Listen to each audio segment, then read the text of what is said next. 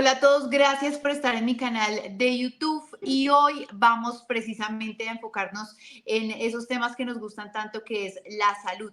Y por eso me acompaña una invitada para mí muy especial que he tenido la oportunidad de entrevistar en algunas ocasiones en la W Radio. Ella es la profesora Tatiana Andia. Espero decir bien el apellido porque siempre he tenido ese lío, profe. No hay Ella es... problema, puede ser ambas cosas, Andia o Ambas Andía. están bien, listo. Sí. Así que, profe, gracias por estar en mi canal. La profesora Tatiana es economista y también ha hecho un papel como distinto en el tema de salud, con otra perspectiva a la que normalmente pues solemos hacer aquí en el canal. Así que, profe, muchas gracias. Pues muchas gracias a ti, Paula, por invitarme en mi primera aparición pública en este nuevo fatal look cancerígeno. No, no, por el contrario, profe, gracias por regalarme estos minutos. Para mí es muy importante poder tenerla acá en mi canal y que todos nuestros oyentes puedan comentar y aprender un poco sobre lo que estamos viviendo y lo que estamos enfrentando en este sistema de salud. Y bueno, antes de irnos con el avance, la crisis y demás de nuestro sistema de salud, yo quiero, profesora, preguntarle por ese trino que puso la exministra de Salud, Carolina Corcho, en donde pareciera que tiene prácticamente que una superintendencia de salud, porque lo que dijo en su trino la exministra de Salud, Carolina Corcho, es que si necesitan que su cita se agilice, que le escriban a ella, si necesita un procedimiento, si necesita un medicamento, que le escriban a ella. Y yo vi que usted se molestó un poco. Sí, sí. Sí, yo creo que lo que creo que me molesta es que para mí es incomprensible cómo uno puede justificar, crear o más bien, bueno, porque no sabemos bien, además, cuál es la plataforma, ¿no? O no, pues ni idea como cuál es la forma organizacional de la figura, pero como hacer activismo para garantizar el acceso de los pacientes a que está siendo muy dificultado por el gobierno del que uno hace parte, ¿cierto? Hizo parte y hace parte, es el partido de uno, es probablemente la plataforma con la que se va a lanzar a algún cargo de elección popular, ¿cierto? Entonces me parece como ser juez y parte y me parece un oportunismo político pues importante, ¿cierto? Entonces, justo estaba haciendo ahorita un podcast con algunos colegas sobre política pública y activismo. Yo sí creo que el gobierno Petro a nosotros en general nos ha puesto en un reto en el país en tratar de entender cómo se puede hacer activismo o continuar haciendo activismo cuando el gobierno es afín a los activistas o incluso los activistas hacen parte del gobierno, ¿cierto? Creo que eso es una pregunta válida que se han hecho otros países antes, ¿no? O sea, hay mucha sociología, por ejemplo, sobre las interacciones entre movimientos sociales, activismo o advocacy y gobierno en el PT, en Brasil cuando los presupuestos participativos, etcétera. O sea, esto no lo estamos viviendo por primera vez nosotros, ¿cierto? Pero sí creo que plantea retos importantes y creo que hay que saberlo manejar y a mí me parece que esto ya cruza una frontera, ¿cierto? Y creo que la frontera que cruza es cuando uno está utilizando el dolor de la gente y además de pronto yo estoy particularmente sensible frente al dolor de lo que significan las barreras de acceso y las dificultades que uno a veces tiene para acceder y que he visto de primera mano cómo se han agravado en algunos casos en los últimos meses o en el último año, ¿cierto? Entonces el sistema de salud, y reitero esto porque obvio no sabe cuánta gente me respondió improperios, ¿no? Que es algo que Claro. pasa mucho en esta red horrible. Pero entonces aprovecho para aclarar que yo no soy una defensora ultranza del sistema de salud, que conozco sus limitaciones, que las he sufrido en carne propia. Que de hecho mucho de lo que estoy sufriendo en este momento tiene que ver con un problema de oportunidad en la atención, que si me hubieran hecho lo que me tenían que hacer en el momento que era, porque hubiera salido la autorización en el momento que era, etcétera, etcétera, de repente no estaría tan mal, ¿saben?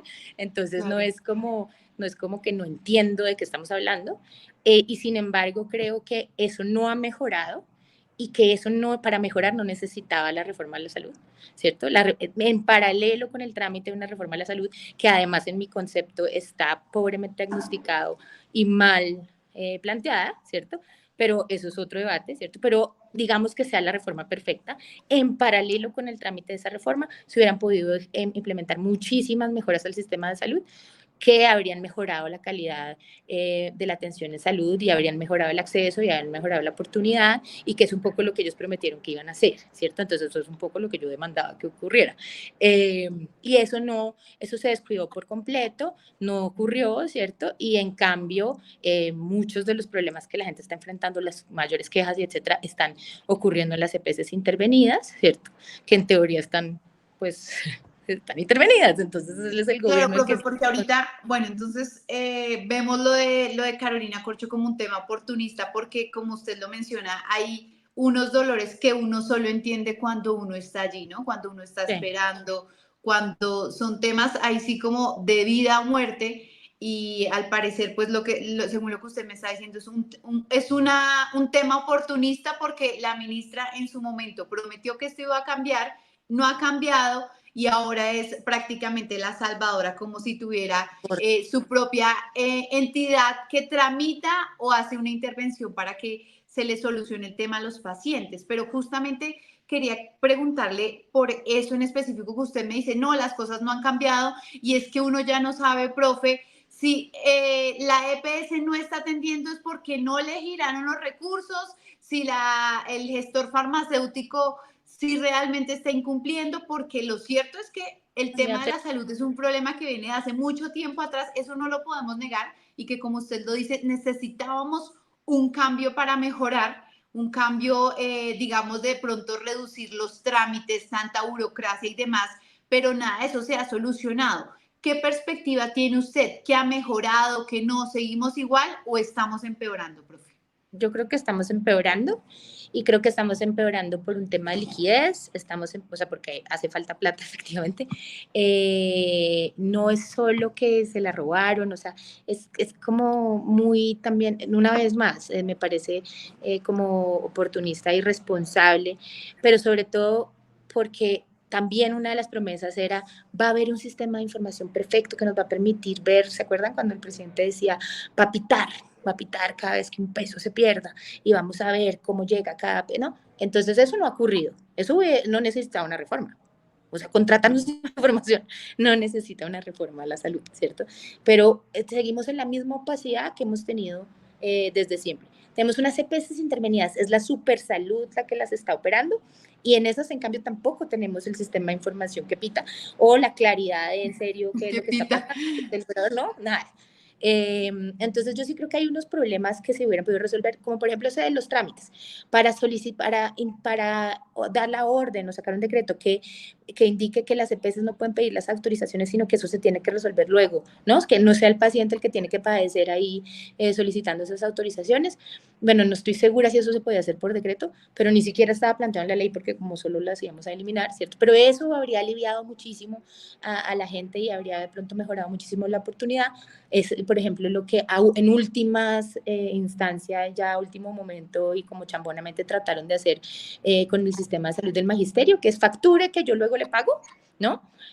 Pero eso se hubiera podido hacer ordenadamente, con juicio, como con acuerdos de voluntades, mil cosas, mientras se tramita una reforma a la salud. No, no hicieron eso, descuidaron totalmente la administración cotidiana del sistema, se dedicaron a pelear en el Congreso y eso tampoco salió bien, y mientras tanto sí está mucho más deteriorado.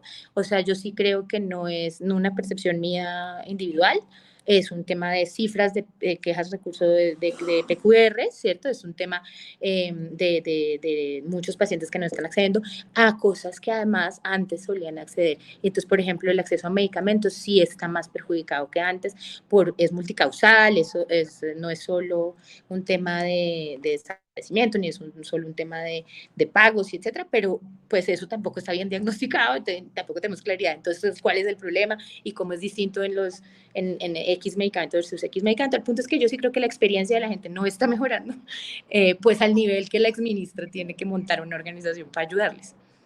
Y lo que sí Claro. creo que es preocupante, Paula, y en esto sí, pues es lo que más me defrauda de ese trino, es que se, se sugiere que si uno entonces es amigo de Carolina Corcho o le escribe a Carolina Corcho, ¿qué pasa? Queda, lo ponen en una fila privilegiada, en una fila preferencial. O sea, hasta donde yo sabía, todos somos igual de ciudadanos y no debería ser más fácil acceder al sistema de salud porque le escribía a Carolina Corcho versus no le escribía a Carolina Corcho, ¿no? Claro, incluso O nosotros, yo podríamos poner ujú, mi tutela y es el mecanismo institucional para pelear un derecho fundamental. Pero esta cosa de, ¿no? Y luego te tengo que quedar agradecido porque me conseguiste la silla de ruedas y de pronto entonces después en el 2026 te debo mi voto, eso es lo que me parece más fatídico y tenaz. sí, incluso nosotros la entrevistamos hoy, profe, y le preguntamos, pero ¿cómo funciona ese sistema tremendo en donde usted está ayudando a tramitar todas las citas a los pacientes y demás? Y ella decía, no, que simplemente el trámite que ella hacía era lo mismo que hacemos todos los colombianos, es ingresar a la página de la Supersalud, ir a los PQR y demás, pero nosotros sabemos, yo sé cómo funciona Pues eso. entonces, ¿por qué es tan distinto que lo haga el paciente a que lo haga ella? ¿Por ¿No? qué es tan eficiente entonces si lo hace Exacto. ella, si lo hace por el canal tradicional? Total. No, no, eso para mí es inadmisible, la verdad, y me parece un uso no solo oportunista, sino político del sufrimiento de la gente.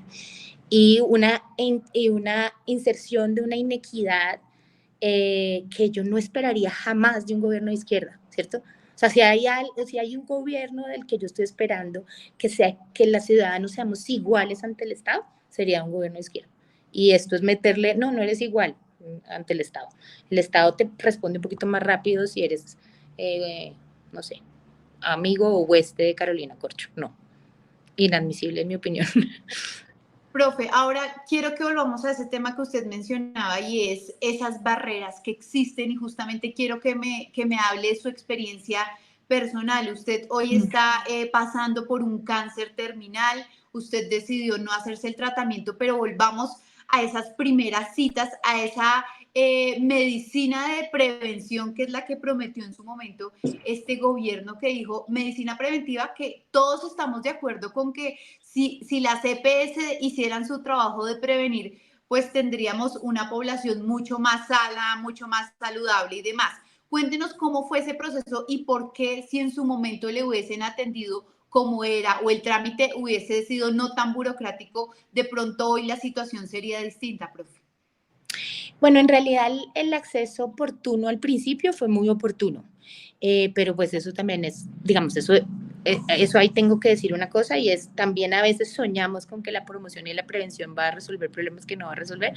Entonces, en mi caso, no hay promoción y prevención que hubiera funcionado, no sé, para que no me diera cáncer o para que me lo hubieran descubierto más rápido. Yo creo que a mí me lo descubrieron pues lo más rápido que se podía en términos de que pues era muy difícil de prever que yo tenía algo de eso hasta que no me diera un dolor o alguna cosa, ¿no? Como un síntoma.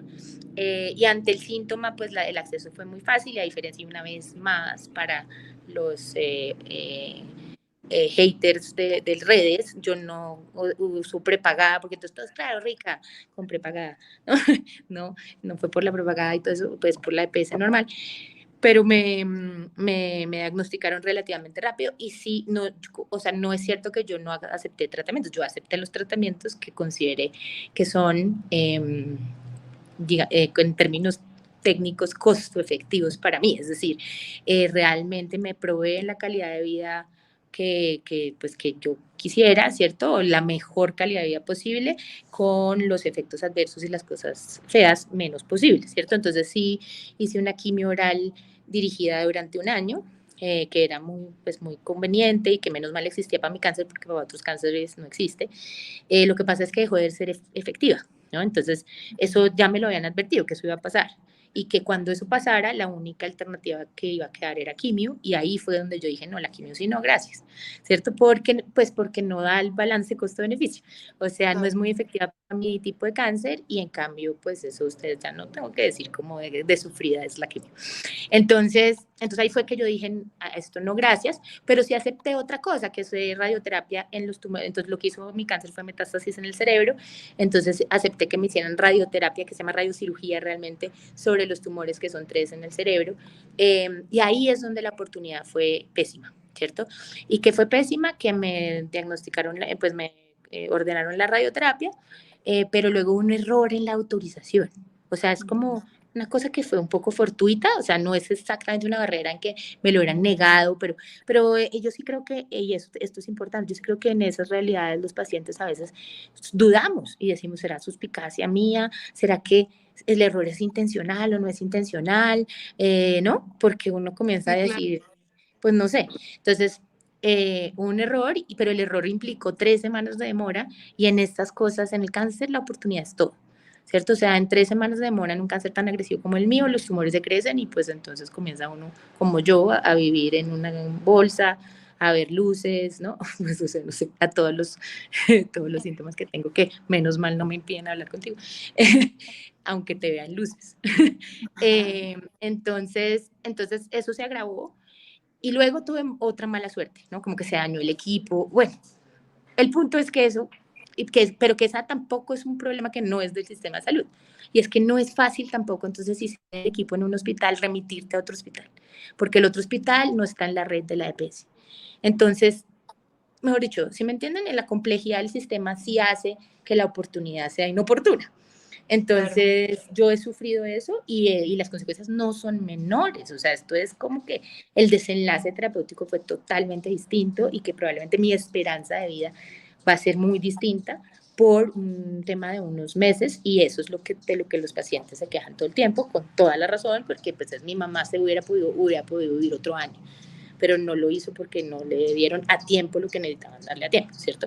Entonces, a eso me refiero. Pero de nuevo, no es un problema tan sencillo, no es eliminen las EPS y se solucionó. No, no es tan fácil. Es como que haya el talento humano, es que las remisiones efectivamente funcionen, es que haya la capacidad de recepción en hospitales de alta complejidad.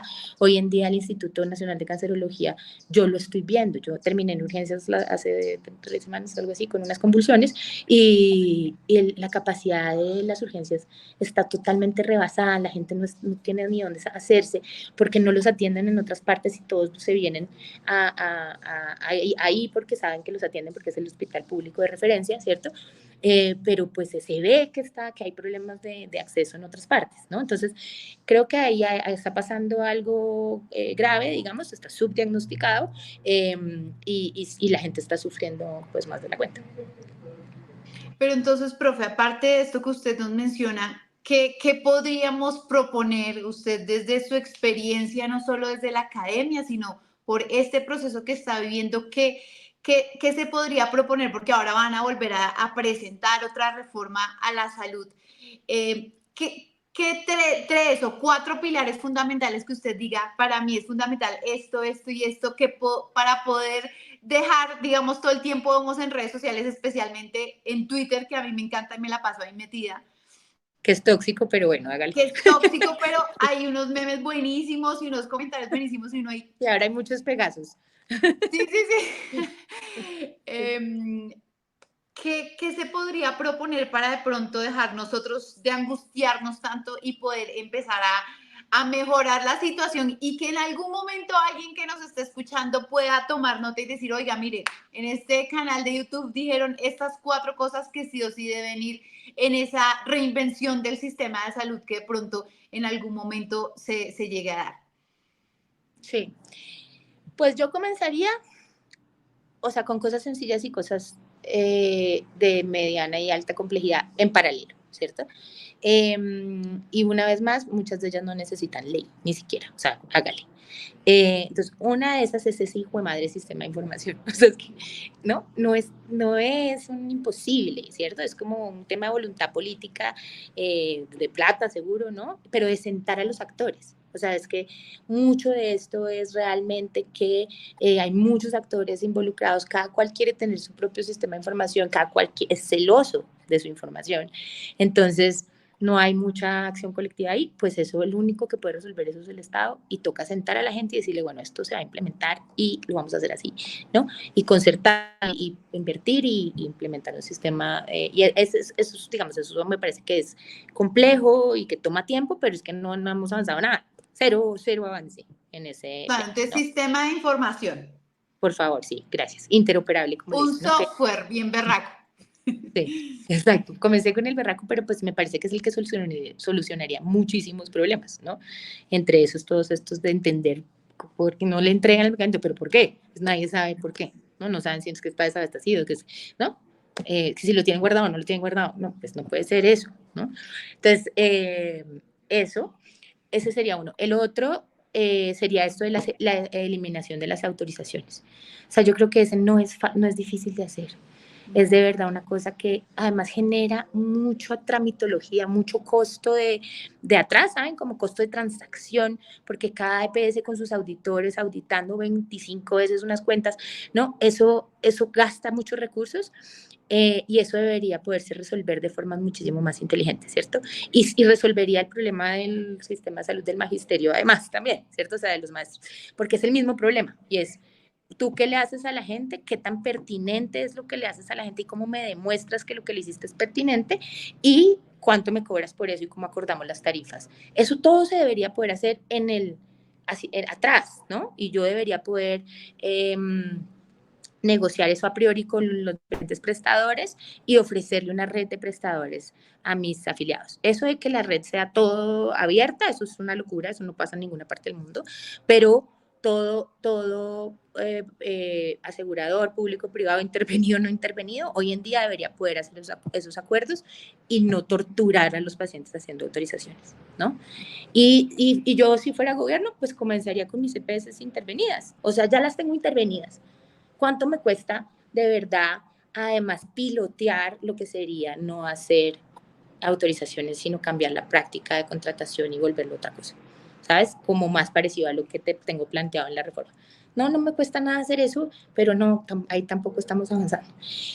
Pero bueno, esa sería la segunda. Y la tercera sí sería, pues realmente como una intervención fuerte a estas cosas de salud, promoción y prevención y salud pública y salud primaria y etcétera, una vez más, pilotéelo en sus EPs intervenidas.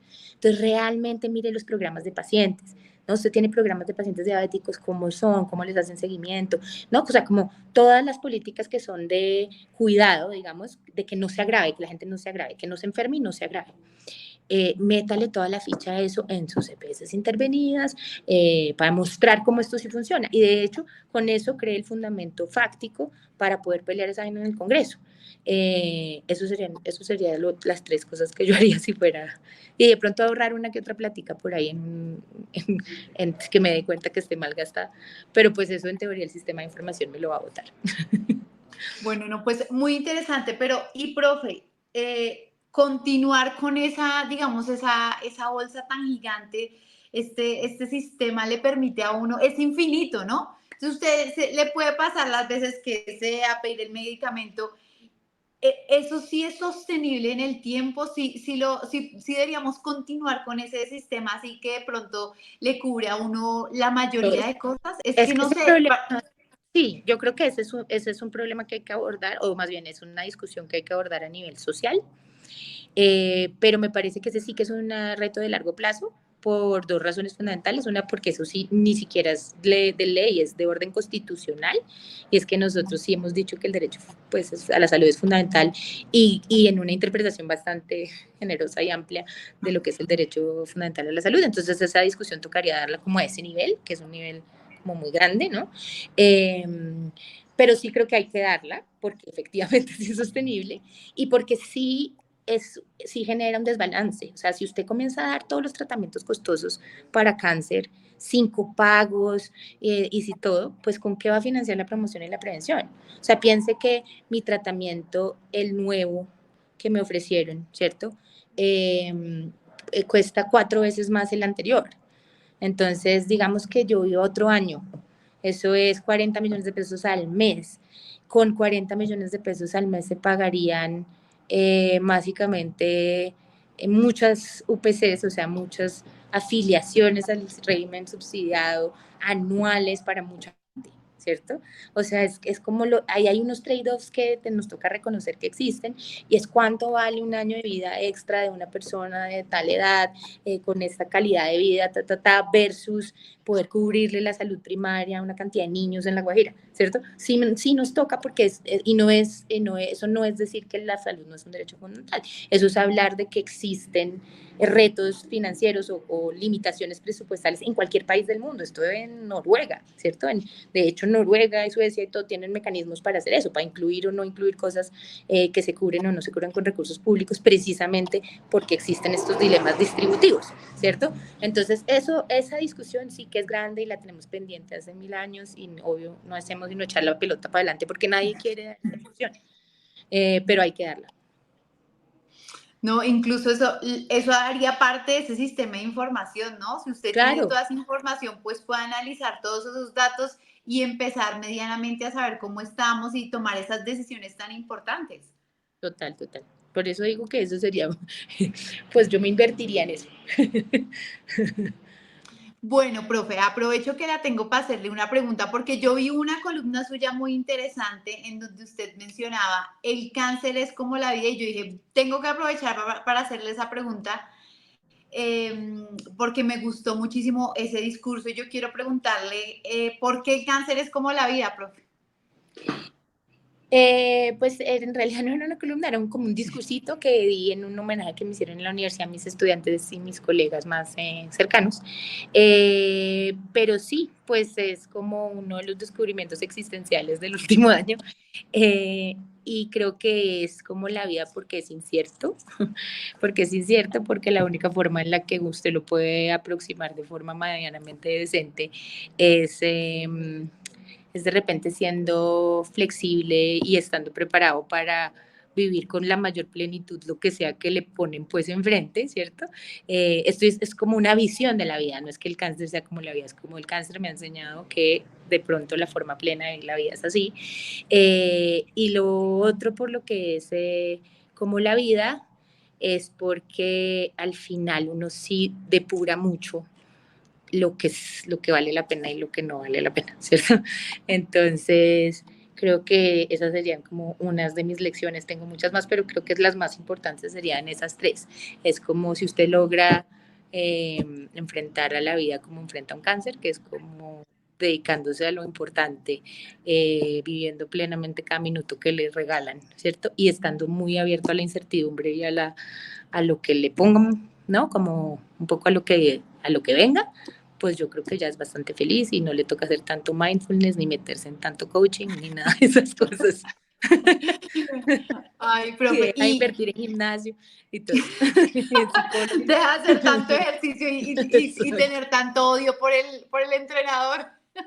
Exactamente. Mm, profe, y de pronto ya hemos hablado de lo que falta, lo que se necesita en el sistema, pero usted estando allá adentro, ¿qué puede rescatar de todos los profesionales en la salud, los enfermeros, las enfermeras? ¿Qué se lleva usted de todo ese recorrido que ha hecho a lo largo de este año y medio?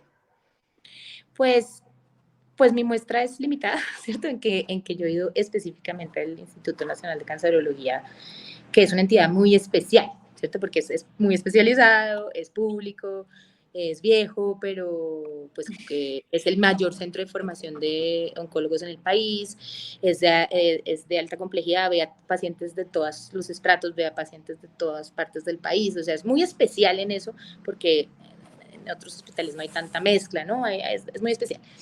Pero con esa salvedad de no podemos, digamos, un poco extender necesariamente a todo, la verdad, impresionante. O sea, el talento humano que hay en Colombia es impresionante. Yo creo que mis médicos son impresionantes como en sus calidades, ¿no? Sus estudios, ¿no? Su rigor, su conocimiento, estar al día en la evidencia, todo eso luego de un compromiso porque el cancerológico tiene un volumen de pacientes que es, o sea, mi oncóloga ve 50 pacientes al día, es durante 5 días a la semana, o sea, saben como que es realmente un volumen muy, o sea, toca eso, toca rápido, ¿no? Y con todo eso lo hacen con mucha dedicación. No entiendo cómo, ahí sí, cómo hacen, qué ejercicio hacen o cómo hacen luego para el mindfulness, pero eso, el compromiso.